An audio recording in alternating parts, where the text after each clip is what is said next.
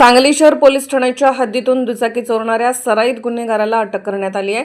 त्याच्याकडून 3 गुन्हे उघडकीस आणत 1.5 लाखाच्या 3 गाड्या जप्त करण्यात आल्याची माहिती सांगली शहर पोलीस ठाण्याचे पोलीस निरीक्षक अरुण सुगावकर यांनी दिली। गणेश अंकुश बंडगर वय 31 राहणार प्रशांत हॉटेलच्या पाठीमागे माधवनगर रोड चिंतामणी नगर सांगली असे अटक केलेल्याचे नाव आहे।